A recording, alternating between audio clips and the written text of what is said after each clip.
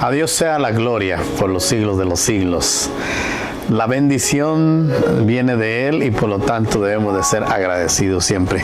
La paz de Dios esté con usted y su familia, y también mi bendición de parte de Dios. Doy gracias a Él por la vida, por la salud que nos ha dado y por tenernos bien en todo sentido de la palabra. Dios es un Dios bueno, dice que Él desea lo mejor para nosotros. Que Dios les bendiga. Saludo especial a los hermanos de la Iglesia Emmanuel y a usted que está viendo este mensaje también. Que la paz de Dios esté con usted. Hoy vamos a hablar de algo muy especial, muy funcional, muy como le dijera yo, debe de tener prioridad en nuestras vidas, y es lo que llamamos la salvación eterna. ¿Qué es la salvación? Es el plan divino creado por Dios para rescatar a la humanidad que se había perdido a través de su propia condenación, a través del pecado.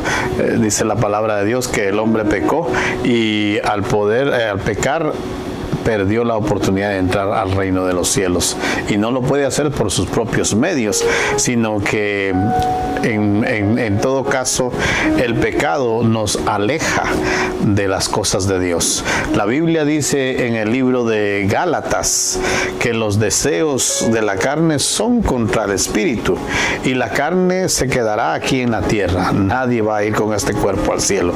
Por lo tanto, el espíritu es el que va a vivir delante de Dios. Así que busquemos cómo sanar y cómo salvar nuestro espíritu. A través de la vida nos hemos podido dar cuenta de que pasamos por circunstancias peligrosas. Ahora estamos viviendo el COVID y mucha gente ha muerto. Y lo peor de ello es que no sabemos cuántos de ellos no conocieron de Dios. Y entonces el hombre por sí mismo es incapaz de salvarse si no está en la presencia de Dios. La salvación quiere decir liberación, quiere decir salir de un peligro. Salvarse es protegerse. La palabra salvación contiene la idea de victoria, de salud, de preservación. La Biblia algunas veces habla de la palabra salvo y de salvación para referirse. El salvo es para algo temporal, pero la salvación es eterna, es una liberación física.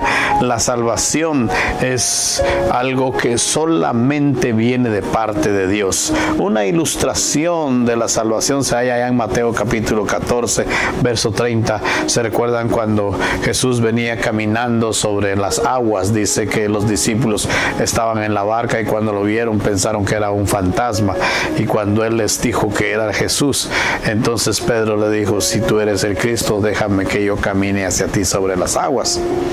Y Pedro dice que se bajó de la barca y empezó a caminar hacia donde estaba el maestro, pero luego cuando él vio las olas y las circunstancias que le atravesaban, dejó de poner la mirada en el Señor Jesús y se estaba hundiendo. Y en ese momento de hundirse, la única cosa que él dijo: Señor, sálvame. Y el Señor Jesús extendió su mano y lo puso a salvo. Esa es una clase bien clara de lo que es la salvación. La palabra salvación se refiere a eternidad liberal del espíritu. Cuando Pablo le habló, ¿se recuerda cuando Pablo fue encarcelado por sacarle el espíritu inmundo a una muchacha que tenía un espíritu de adivinación?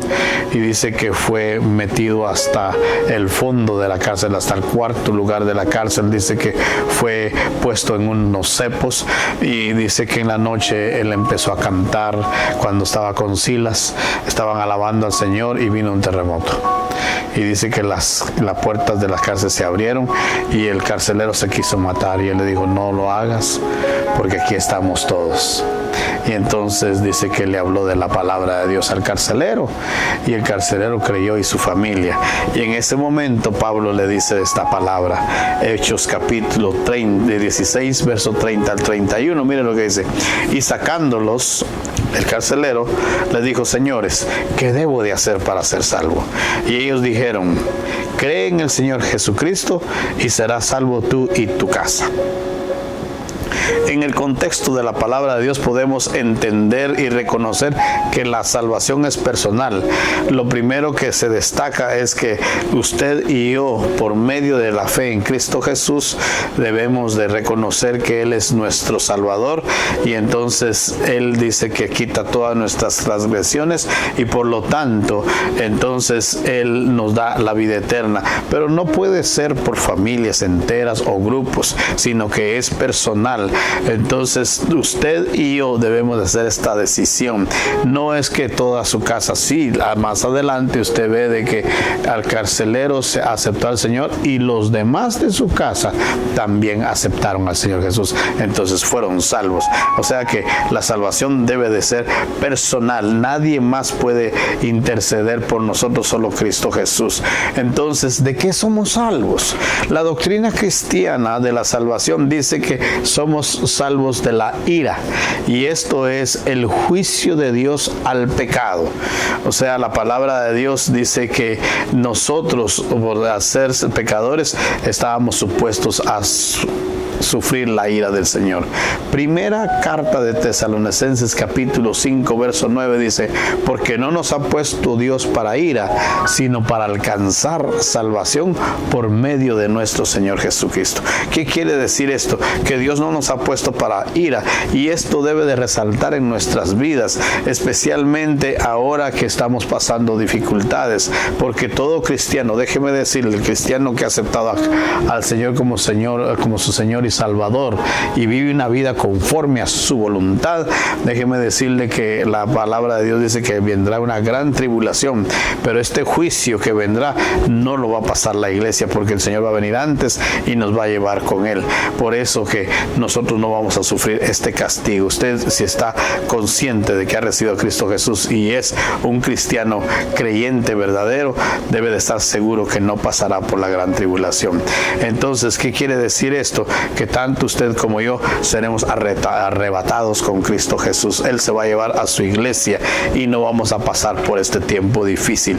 Por lo tanto, usted y yo debemos de vivir agradecidos con el Señor, porque Él nos ha salvado de esta gran tribulación que va a venir. Va a venir.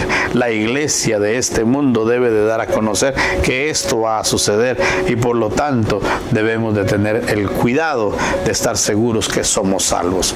Romanos capítulo 6 verso 23 dice: porque la paga del pecado es muerte, mas la dádiva de Dios es vida eterna en Cristo Jesús, Señor nuestro. El pecado, como dije hace un momento, nos ha separado de Dios, y la consecuencia del pecado es la muerte, pero estamos hablando de la muerte eterna, no la muerte física, sino la muerte espiritual. La salvación bíblica se refiere a la liberación de las consecuencias del pecado. Por lo tanto, implica remisión de pecados, o sea, olvidar del pecado. Eso es lo que Dios quiere hacer con nosotros. Ahora bien, ¿quién es el que realiza la salvación? Solo Dios puede hacerla, nadie más. Él nos libera del castigo del pecado. Mire lo que dice la segunda carta de Timoteo capítulo 1, verso 8 y 9. Dice: por tanto, no te avergüences de dar testimonio de nuestro Señor, ni de mí, preso suyo, sino participa de las aflicciones por el evangelio según el poder de Dios. Y el verso 9 dice: quien nos salvó y nos llamó con llamamiento santo, no conforme a nuestras obras, sino según el propósito suyo y la gracia que nos fue dada en Cristo Jesús antes de los tiempos de los siglos. ¿Qué quiere decir esto? Que la vida cristiana no es un lecho de rosas como algunos imaginan. Lamentablemente algunos dan un evangelio barato, le llamo yo, donde dice: entrégate al Señor y tus problemas se resolverán, entrégate a Cristo y todo va a caminar bien en tu vida. Déjame decirte que no es así, sino que se debe de transitar por un camino de salvación que no es un camino de lecho de rosas, sino que trae muchas dificultades, pero el final es bendición. ¿Qué le quiero decir esto? Que nosotros, los hijos de Dios, debemos de saber que hay una recompensa al caminar por los caminos del Señor, que es la vida eterna. Por lo tanto, no nos debemos de avergonzar que nos llamen cristianos o que nos digan aleluyas, porque eso trae bendición a nuestras vidas. Dios es el que nos salvó, y Él nos dice que nos llamó llamó con un llamamiento santo, lo que quiere decir que tanto usted como yo debemos de dejar atrás las obras de la carne que antes hacíamos. Todo lo que nos producía o nos separaba de la relación con Dios debe de quedar atrás. La palabra de Dios le llama pecado y usted y yo lo sabemos. O sea que por su gracia Él nos ha llamado. El maravilloso propósito del Evangelio dice que estuvo oculto en las épocas pasadas, pero ahora ha sido revelado a través de la palabra de Dios, a través del apóstol Pablo. Antes había un misterio, pero ahora que estamos viviendo el tiempo nuevo del Nuevo Testamento, este secreto ha sido revelado y ahora lo sabemos, ahora lo conocemos, por lo tanto debemos de vivir de esa manera. Vamos a ver lo que dice la palabra en Romanos capítulo 3, verso 23 al 25, dice: por cuanto todos pecaron y están destituidos de la gloria de Dios. Verso 24 dice: siendo justificados gratuitamente por su gracia mediante la redención que es en Cristo Jesús. Y el verso 25 dice: a quien Dios puso como propiciación por medio de la fe en su sangre, para manifestar su justicia a causa de haber sido por alto en la presencia de los pecados pasados. El perdón que se recibe a través de Cristo Jesús es a través de la fe. Dios ofreció a Jesucristo como un sacrificio para demostrar su amor, para darnos a entender que Él desea que todos seamos salvos. Él lo demostró en el pasado cuando en su presencia dice que pasó por alto muchos pecados en el pasado. También ahora nosotros, al aceptar a Cristo Jesús, nuestros pecados son perdonados. Por su misericordia y por su amor, dice que Él entregó a su Hijo amado para que usted y yo recibamos perdón y podamos tener acceso al reino celestial. Dios nos da esa gran bendición, así es de que la gloria sea para Dios. Dios quiere que usted y yo entremos al proceso de la salvación, que reinemos junto con Cristo Jesús. Por lo tanto, debemos de tener bien consciente en nuestra relación íntima con Dios de que somos salvos. ¿Por qué? Porque un día este mundo va a desaparecer. Todas las cosas que estamos viviendo ahora van a terminar y aquellos que no se entreguen a Cristo van a ir a condenación eterna. Por lo tanto, usted y yo debemos de saber que Cristo Jesús murió en la cruz y ha tomado nuestro lugar. Él ha pagado sus pecados y los míos. Por lo tanto, a Él sea la honra y la gloria por los siglos de los siglos. En la carta de primera de Juan, el libro de Juan, el Evangelio de Juan, capítulo 1, verso 10 al 13, dice: en el mundo estaba, y el mundo fue hecho por Él, pero el mundo no lo conoció. Verso 11 dice: a lo suyo vino y los suyos no le recibieron, mas a todos los que le recibieron, a los que creen en su nombre, les dio potestad de ser hechos hijos de Dios, los cuales son engendrados de sangre, no son engendrados de sangre, ni de voluntad de carne, ni de voluntad de varón, sino de Dios. ¿Qué quiere decir con esto? Que este nacimiento que Dios nos da es por gracia de Él. Nuestra manera de vivir, mala manera de vivir, es perdonada. Jesús vino a su pueblo, dice, y su pueblo no le recibió, su pueblo le rechazó. No creyeron en el Mesías prometido, que el Rey vendría a reinar, y por lo tanto Él ha dado la oportunidad a todo aquel que confiese su nombre, le ha dado la oportunidad de ser hecho hijo de Dios. Por lo tanto, si usted ha confesado a Cristo Jesús como su Señor y Salvador, usted es un hijo de Dios, y por lo tanto usted llegará al cielo eterno con Cristo Jesús. Sin Cristo estábamos desterrados, sin Cristo no teníamos ninguna opción. Por eso es que Dios creó esa opción a través de Cristo Jesús, y ahora sabemos que Dios está protegiéndonos de todo pecado a través de su Espíritu Santo. Por lo tanto, hagamos que el Espíritu Santo crezca en nosotros y nos bendiga en todo lo que hagamos. Quiero terminar con este versículo, tres versículos. Juan capítulo 3, verso 15 al 16 y al 17 dice: para que todo aquel que en Él cree no se pierda, mas tenga la vida eterna. Porque de tal manera amó Dios al mundo, que ha dado su Hijo unigénito, para todo aquel que en él cree no se pierda, mas tenga la vida eterna. Porque no envió Dios, dice, a su Hijo al mundo a condenar al mundo, sino que el mundo sea salvo por él. ¿Qué quiere decir esto? El amor de Dios ha sido tan grande que a pesar de los pecados, a pesar de nuestra mala manera de vivir, a pesar de que muchas veces no le obedecemos, dice que en su gran amor él envió a Cristo Jesús a morir en la cruz por nosotros, para que Dios sea revelado a través de Cristo Jesús. Y ahora que estamos viviendo en la gracia y estamos viviendo por esa bendición, debemos de dar a conocer el Evangelio, debemos de dar a conocer esa gran bendición que ya recibimos, para que el que no lo conozca pueda ser salvo también. Entonces Dios no es hombre para que mienta. Él ha prometido la vida eterna a todo aquel que le confiesa como Salvador. Entonces, por lo tanto, debemos de hacerlo. El grande amor por la humanidad que él tuvo es que vino a salvar a los pecadores, vino por los desobedientes, así como usted y yo. Él hace misericordia sobre usted y sobre mí y sobre todo el mundo que está allí y le reconoce como el Señor. Él es firme, Él es fiel, Él permanece. Lo que Él dice se hará en su palabra. Por lo tanto, usted y yo debemos de reconocerle como nuestro Salvador personal y estar seguros de que tenemos la salvación. El verso 6 del capítulo 14 de Juan, el último que voy a leer, dice: Jesús dijo: yo soy el camino, la verdad y la vida. Nadie viene al Padre sino por mí. ¿Qué quiere decir esta palabra?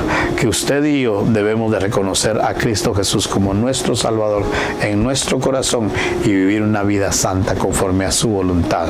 En esa ocasión él estaba hablando con los discípulos y los discípulos le estaban preguntando cómo es que se llega al cielo, y él está diciendo: yo soy el camino, la verdad y la vida.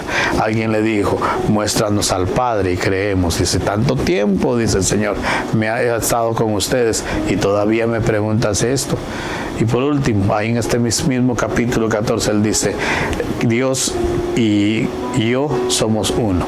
Cristo es nuestro Señor y Salvador, es nuestro Dios personal, a quien debemos de reconocerlo y debemos de alabarlo y debemos de glorificarlo, porque Él ahora dice que está sentado a la diestra de Dios Padre, intercediendo, pidiendo por usted y por mí.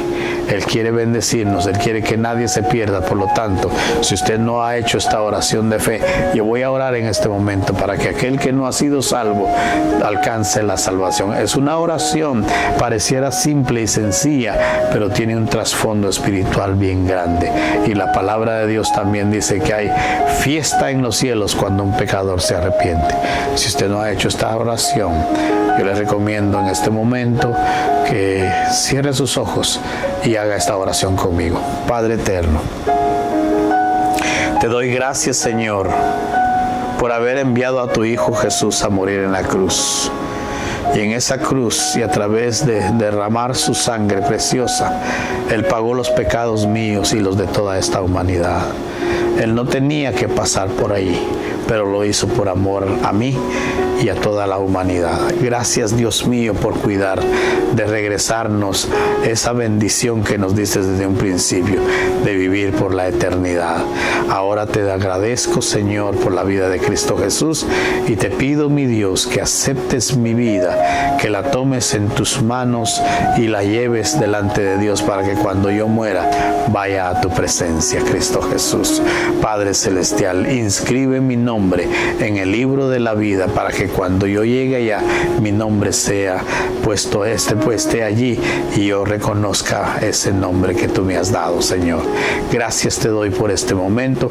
Reconozco que soy pecador y te pido que me perdones, y que cuando yo muera, yo vaya a tu presencia, mi Dios. Todo esto lo pido en el precioso y bendito nombre de Cristo Jesús. Amén. Si usted hizo esa oración, le recomiendo que en cuanto nomás empiecen a ver iglesias abiertas, se reúnen en una congregación. Nosotros estamos reunidos en la calle Humboldt de San Mateo y es el número 15, y nos reunimos en las tardes los días domingos a partir de las 3 de la tarde y los días viernes a partir de las 7 de la noche. Ya muy pronto nos vamos a reunir y entonces estaremos juntos alabando al Señor. Que Dios le bendiga y que tenga un feliz día.